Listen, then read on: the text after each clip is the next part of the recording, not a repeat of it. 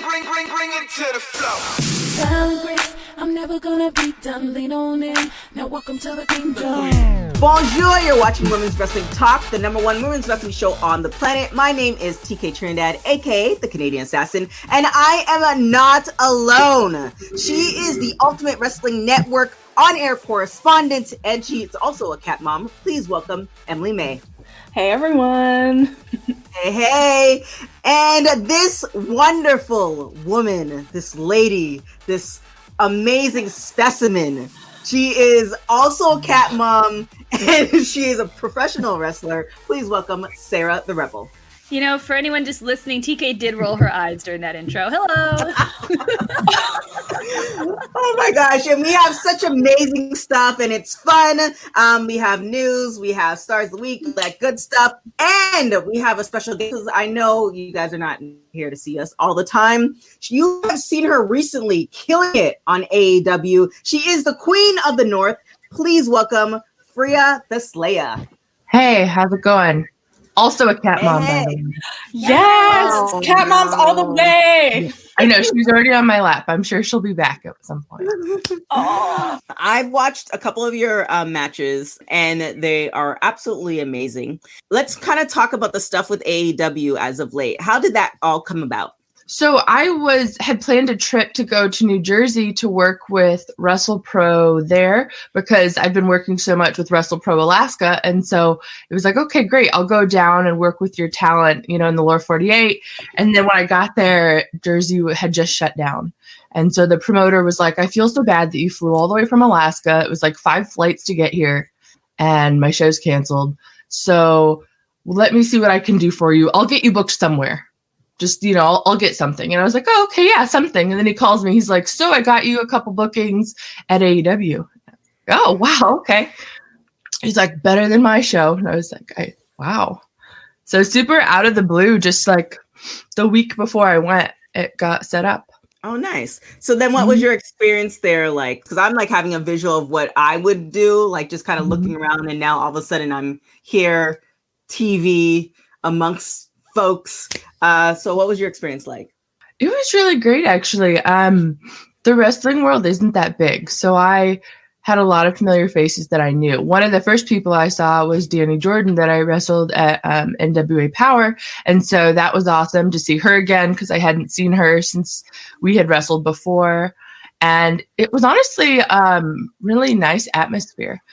Everyone was super cool and friendly. I was freezing, by the way, though. I had no clue that they tape outdoors. I don't know why I knew it, but I didn't think about it. And we didn't go on till maybe 2 or 3 in the morning. And it was so cold. It's probably the coldest I've ever wrestled. And being from Alaska, it was comical how cold I was. I know. I was like, you're from Alaska. I feel like you should be used to that. But yeah, but when it's that cold, I'm not half naked, standing around waiting to wrestle. And it was freezing. So what was your experience backstage and, when you were meeting people, like that moment when you first kind of saw everything around you? That's so hard. I don't know. It was all such a rush. Like it happened so quickly. I didn't really have time to process it. It was like, okay, let's just go. We got to get into work mode instantly. But everyone was super friendly and inviting and, helping me with anything I needed. And so it went pretty smoothly from that perspective. And it was great too. Like Sarah, there were so many wrestlers that I had been friends with online, but maybe not met because I do live so far away. So it was like, oh, nice to meet you all. And that was really cool too.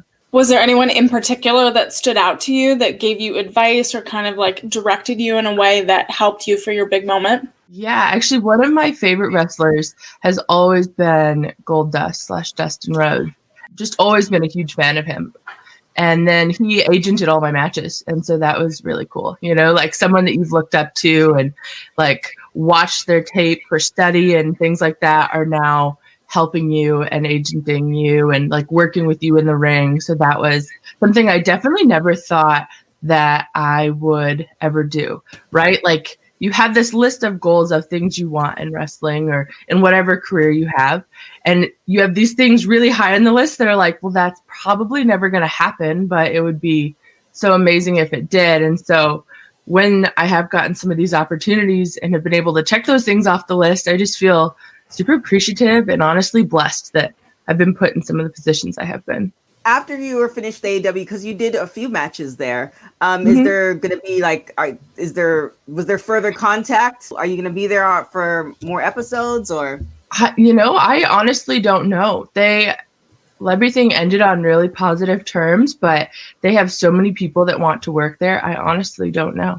I would obviously love to, but it all just kind of depends, on their taping, what they're doing. And so that door is definitely open on my end, though. So what is the Alaska wrestling scene like? Are there a lot of places to go? Do you feel like you guys are cut off from opportunities, or like just for people in the mainland states? What's it like with indie wrestling in Alaska? It's way different than wrestling anywhere else, I would probably say, because Alaska's so spread out, right? It's all so big. Like I live 6 hours away from the closest other promotion school. But then at one point when I started, there was maybe 11 of us wrestling in Alaska, maybe 10 at that time. So there's not many of us, and we're all so spread out. There wasn't a school when I started. I was just training with other wrestlers here. I have driven at least 6 hours for almost every show I've worked in Alaska. And even just to train is definitely different than everywhere else. And so now we have a school, and I think we're up to 20 people, which is amazing. The number of wrestlers has definitely grown, but I feel like that's pretty different than everywhere else. Most places have so much wrestling. So that's like a lot. So like, are you still a teacher, right? You're still currently a teacher? I actually, before COVID, quit my full-time job to focus on wrestling. It was one of those things where you're like, oh, this is going to be such a great opportunity. And I had put in for it the end of February of last year. And I was like, okay, perfect. I'm taking the step. I'm quitting my full-time salary job. And then a couple weeks later, COVID hit. And I was like, that's the dumbest thing I've ever done. Man.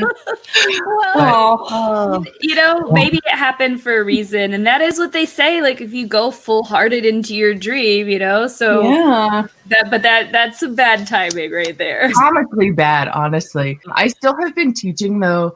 I teach online. I teach kids in China English. And so I've been doing that. Like I had another job lined up that was more flexible, but it was still just like, of course, universe, you would do that, wouldn't you? Sometimes the universe works in really weird ways. Oh my God. So you've been teaching a little bit, and then so how have you been trying to keep up with wrestling in the midst of a pandemic and training and stuff like that? I know everyone's been doing it in different ways. How have you been handling that? So Alaska, for better or worse, doesn't have a lot of laws or regulations regarding COVID. Just the nature of Alaska, we've had less cases than most places because we are so spread out. And so I've actually had been on quite a few shows since COVID. I don't think that's really been the case most places. We did a 2-day tour with WrestlePro in February, and we had 400 or 500 people book shows. Like it felt like completely normal wrestling, which was insane. We were in really small towns as well, and they had very, very few COVID tests or COVID cases, excuse me. And so that was just crazy. Like all these people were like, is this an old show? And we're like, no, this is happening right now. And then a few of the local promotions have had shows as well, which has been nice, but it has been challenging, because I am so far away from where the school is, and I honestly wouldn't go train right now anyways there, but I am going back to New Jersey to do some training in a couple weeks.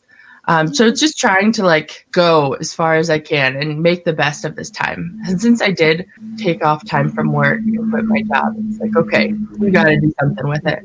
And so just any opportunity, if people are like, yeah, you can come work with us, or we might be able to get you booked at such and such place. I'm like, okay, on a plane. So tell us about, I have a feeling how it came about, but the Queen of the North, how you came up with that. And maybe both you and Sarah can speak to this. Wrestlers come and they have their gimmick, for lack of a better word, just doesn't make sense. It's like, okay, this is what they look like, but this is what they're doing. It's just all over the place. Yours is it makes sense to me. So kind of tell us how you came about. It kind of fell into it. When I first started, I was thinking, okay, I want to do something that's related to Norse or Arctic culture, even though that's not my ethnicity at all.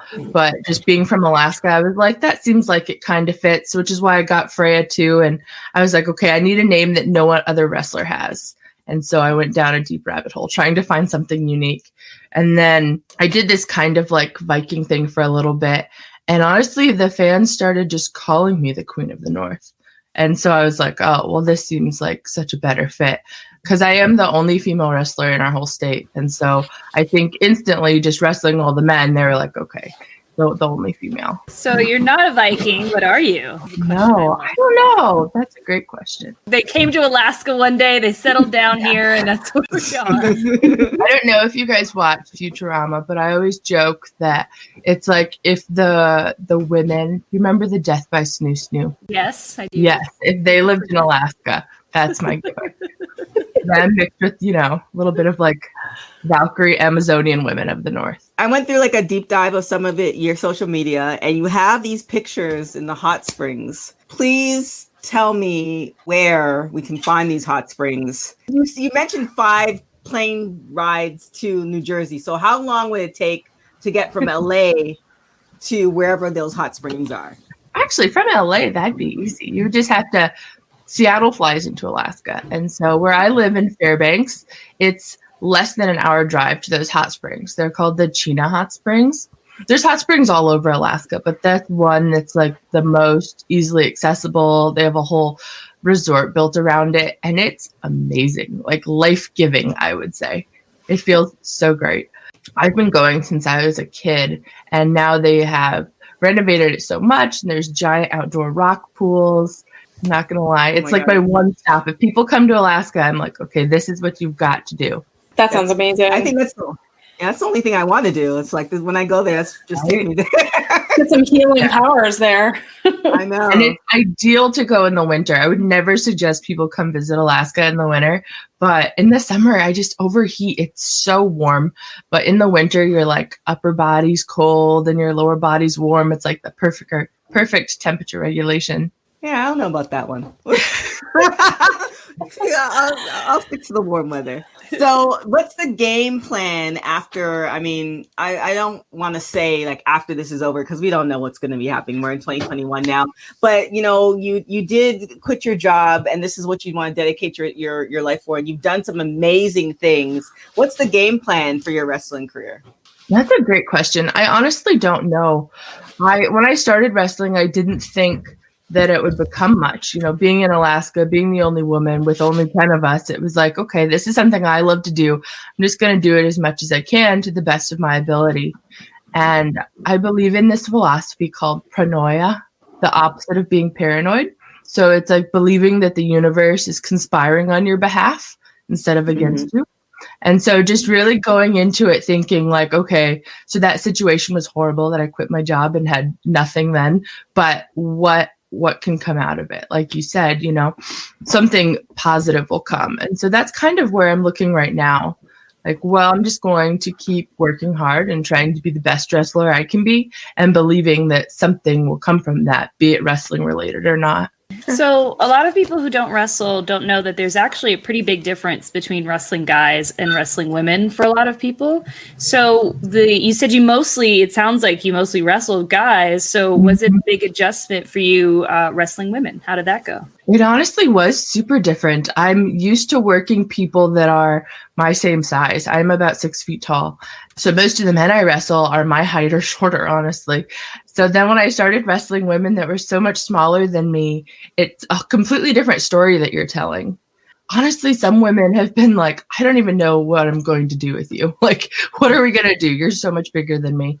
So that's definitely been an adjustment because up until maybe a year ago, I had wrestled way more men than women. I've probably had less than half of my matches have been with women. Yeah, that's something that, like I said, a lot of people just aren't even aware of. So as a small person, generally, most of the women I wrestle are going to be my height, but there are women like you who are 6 feet. And when we get to them, we're like, I don't normally have to do this kind of match, so I don't really know I can't clothesline you. Yeah, right? Whole things. I love that you mentioned that. So as far as dream matches, do you have like a list of people like, man, I can't wait to get my hands on this person, guy or girl? I don't know. I've never really had like dream matches that I would want to have. It's more like opportunities to have, things to try. I'm really excited for a couple matches I have upcoming this April. I'm working Serena Deeb 5 times on a tour. So that'll be really exciting. And I'm doing a tag actually with my partner. He and I are working her and Matt Cross. That was a dream match I didn't know I ever had, but I'm pretty excited for that one. I honestly have liked being surprised with matches I've gotten. I can't think off the top of my head of someone that's like, oh, I would love to work them. My dream match is someone who was retired. I always wanted to work Awesome Kong, like one of my top 3 favorite wrestlers of all time. And so when she stopped wrestling, it was like, well, now I don't even know. Yeah, but with wrestling, I feel like wrestling is, again, let me know if this is offensive or not. Wrestling is kind of like soap operas. You know, when somebody dies on a soap opera, they never really die. Like they always, for some reason, pop up somewhere else. And I feel like that's the same thing with retirement. Like I was watching Daniel Bryant the other day. And if you remember, he had this huge retirement thing like 2 or 3 years ago. And it's completely, you know, we completely understand why he did it. But now he's back in the ring. And it's just kind of like, I feel like anybody who says that they're retiring, I mean, like, I was like, that's great, you know, take some time off. But I always see a possibility. So with Awesome Kong, I definitely see a possibility with her coming back. Because I think when we interviewed her at one point, she was like officially done. And then all of a sudden you see her at AEW.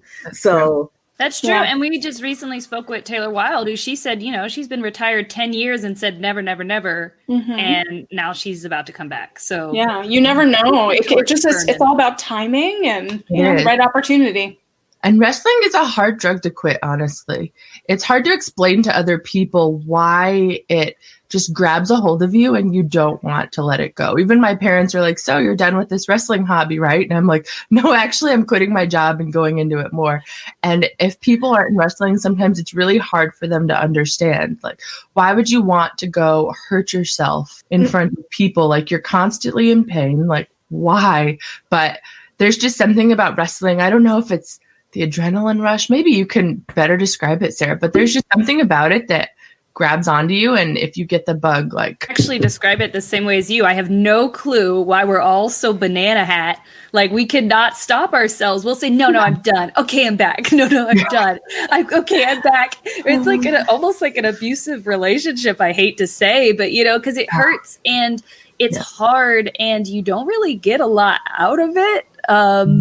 No idea why we all can't seem to quit. My mom the other day was like, so why don't you ask if you can be a referee when WoW comes back? And I'm like, what? I don't want to be a referee. What's wrong with you?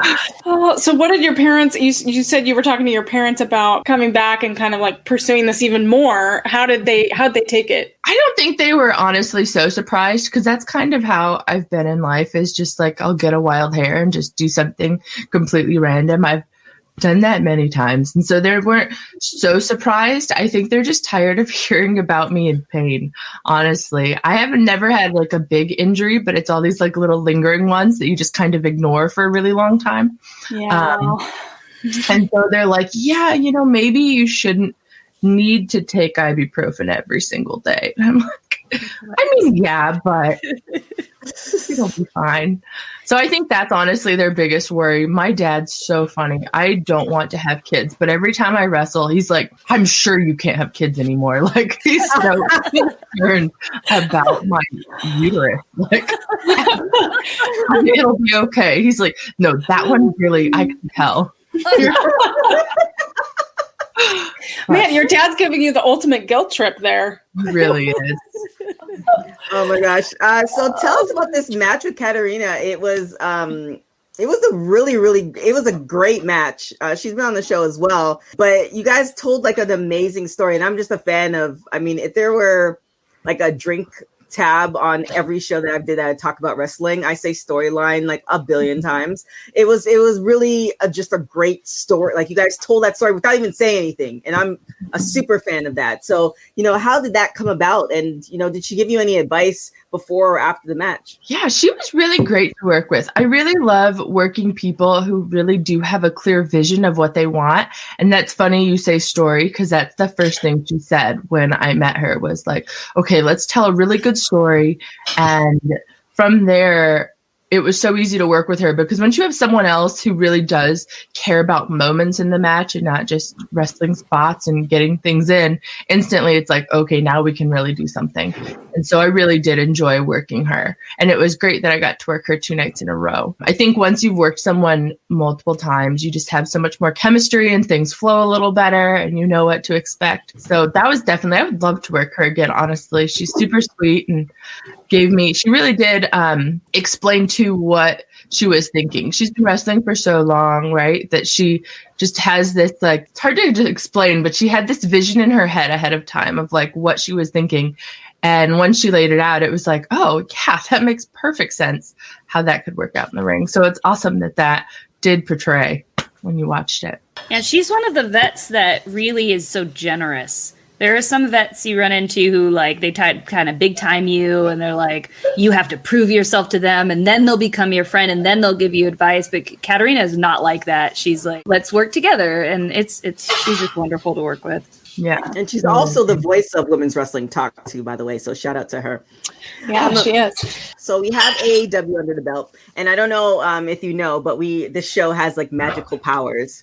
And as far as, what you want to do, is there any promotion that you can kind of see yourself in or that you would love to work with? I've always wanted to go to Japan. If I had a list, that's like the top of my list. I love Japanese wrestling from like the 90s, thousands, like Bull Nakano, Asia Kong. Those are some of my favorite matches in wrestling. And so I would really love to go to Japan, either Stardom, Marvelous. That would, if you have magical power, do it that way. Well, do it, universe. Yes. Do it, universe.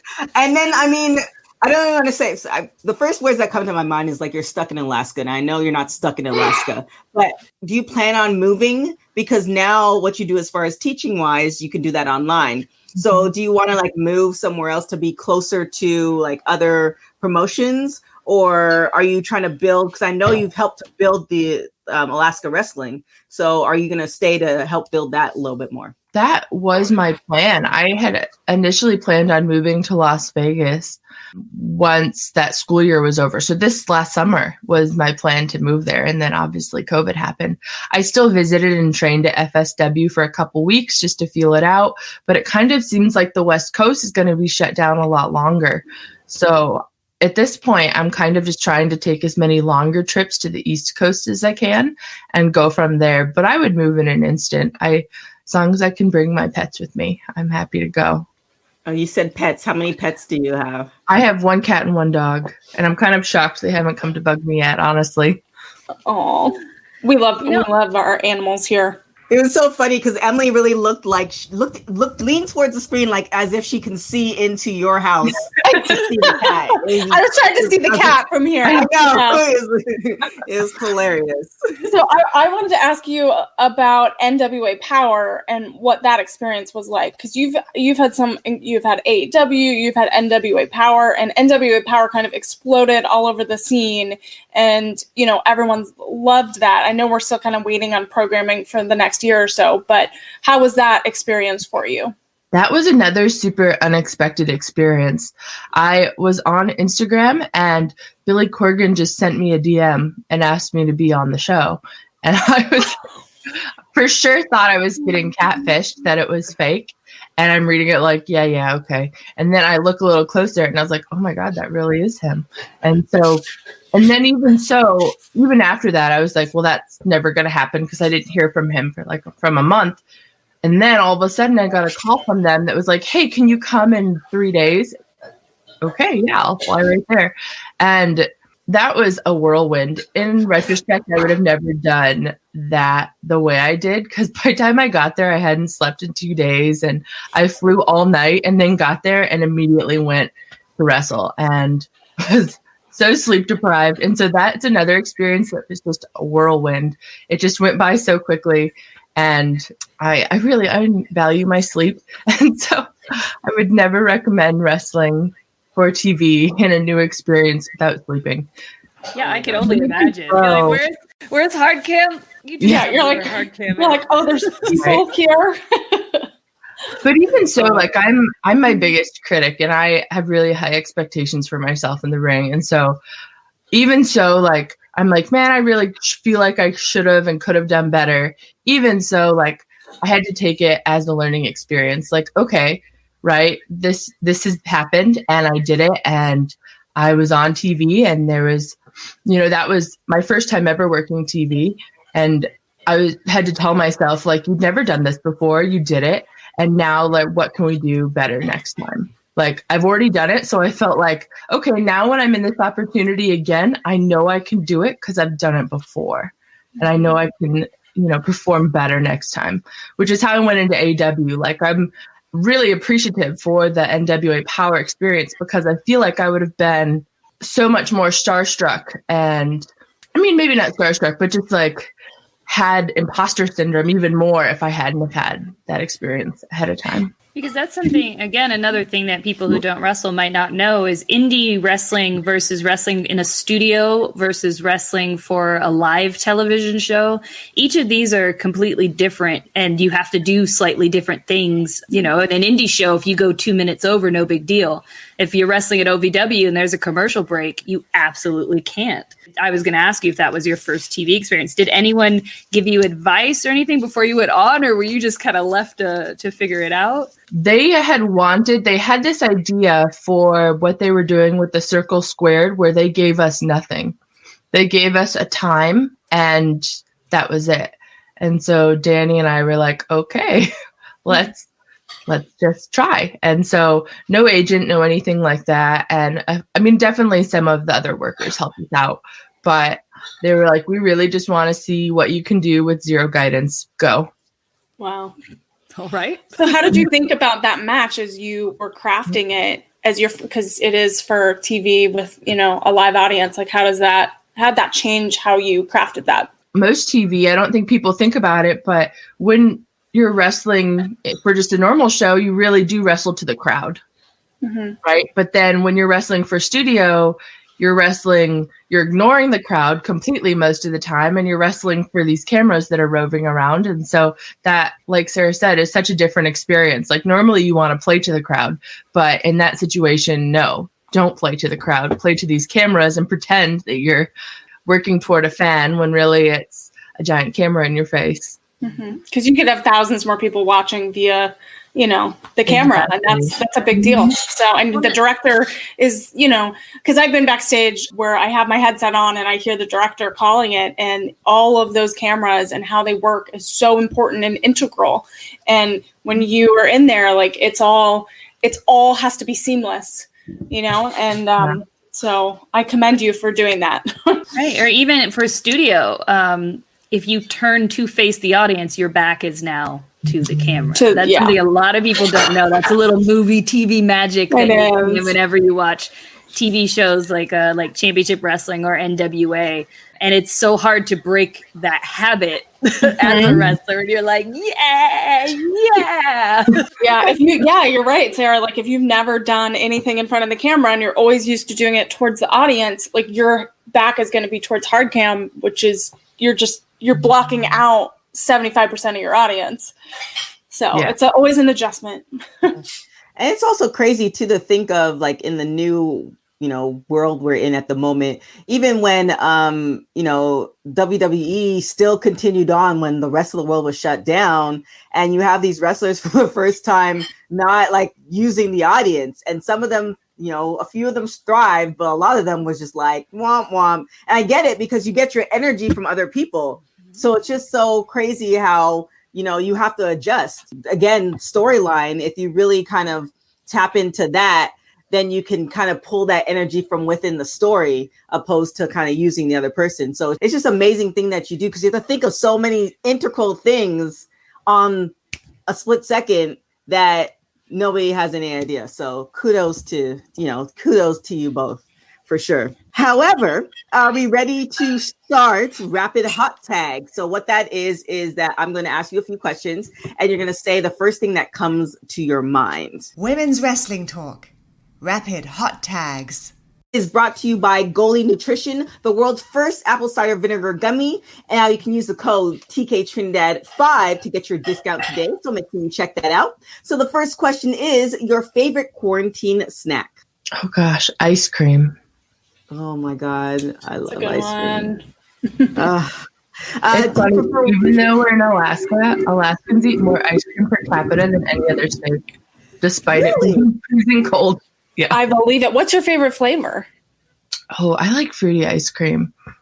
Give me anything like strawberry cheesecake, something like that. Yum. Okay. It's been a while since I've had ice cream. Do you prefer working out at home or in the gym?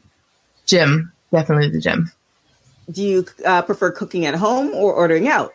50-50 split. I like both. Depends on What in your life are you most grateful for? My family supporting me through all of my crazy ideas, and even if they question them just still having my back on all of it. Touche. Your house containing everything you own catches fire. After saving your loved ones and pets, you have to make one final dash to save one item. What would you get? I would probably grab my computer, which sounds awful, but all of my work life is on it, and it would be so challenging if I did not have it. Google Docs. I think Google Docs is like the best invention ever because you can just leave your computer and everything's on the Google Docs. Yeah, but if you have stuff that needs to be private. Yeah, exactly. Of course you can. Well, I mean, I guess so. Okay, we'll take that. If you were able to live to the age of 90 and retain either the mind or body of a 30-year-old for the rest of your life, what would you choose? Mind, because I feel like without it, what do you have, right? Hot body. A hot body? Yeah. But do you know you have a hot body if you don't have your mind? But would it matter? I get to be hot. So Sarah and TK are on Team Body, and I'm always the lone host that chooses Team Mind. So we're together on a team. I feel like my body already is like past the body of a 30-year-old. I already feel like a 50-year-old. So it doesn't really, it's like, fine. Yeah. Well, I mean, the aches and pains of an athlete you'll feel no matter what. But I mean, because you're putting your body through it, you look good. So it all makes sense in the sauce, right? She's like, no, not at all. All right. So we are going to get into the star of the week really quick. Women's Wrestling Talk. Star of the Week with Sarah the Rebel. Star of the Week is brought to you by Label My Keys. Use code WWTalk for 50% off all orders. Today's Star of the Week is Genocide. Formerly known as Jenna Van Muscles, Genocide trained under TNA's reign and made her debut in 2011 at NWA Battlezone. She has wrestled at ACW, Ring Warriors, Pro Wrestling Kingdom, Rise, and Mission Pro, among many other places, and she has previously served as enhancement talent at NXT vs. Sonya Deville. She's currently appearing on AEW Dark. She looks amazing on the screen, and we hope AEW will eventually sign the Bionic Beast. Follow her at Genocide000 and tell her Women's Wrestling Talk sent you. And if you want to learn more about a star of the indie wrestling scene, please shoot us your suggestion for future Stars of the Week. And don't forget to check out Label My Keys. If you're a hiker, a real estate agent, or just someone who wants extra peace of mind, Label My Keys is the perfect way to prevent lost keys or to help you stay organized. Visit labelmykeys.com and enter the code WWTalk for 50% off your order. Thank you, Sarah. So where can everybody find you? All your social media. I'm on Twitter, Instagram, Facebook. If you search Freya The Slaya, I will come up. I appreciate it. We thank you so much for hopping on the call. And the interview. I left out all the weird like Alaska questions because being from Canada, people ask me weird Canadian questions like, do we live in igloos and stuff? Right. But now I understand why people ask because there are some questions that I definitely could Google, but I kind of, I kept them to myself because I'm like, no, you would appreciate it if I don't ask them. So I appreciate you so much for coming on the show. I've been like oversharing for 2021. I guess that's just what's going to be happening. I appreciate you so much for coming on the show. We definitely look forward to like so much stuff. Like I said, those matches that I've seen beyond AEW are absolutely amazing. And I just feel like there's just something about you and something about your style that it's just, there's something coming your way. So I definitely, look forward to the rest of your wrestling career. There's Sarah's cat. And as we close, Sarah and Sarah's cat, where can everybody find you?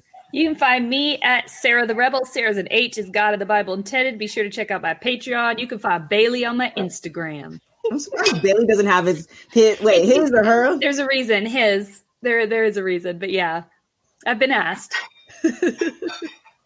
All right, Emily May, where can everybody find you? You can find me and all of my fun wrestling stuff and my cats on all social media platforms at Emily May Heller, and that's May with an E. No cat Instagram either? I do not have a separate cat Instagram. You're just going to have to follow it on mine. Thank you guys so much for watching the show. We really, really appreciate it. You can follow us on all social media at WW Talk Pod on Instagram, Facebook, all that good stuff. Also, you can our very new website. Everything is up there. We have the host stuff, and we're having additional stuff and eventually merch, all that good stuff, which is www.talkpod.com. You can find me on everything at TK Trinidad. Till next time, guys. Ciao.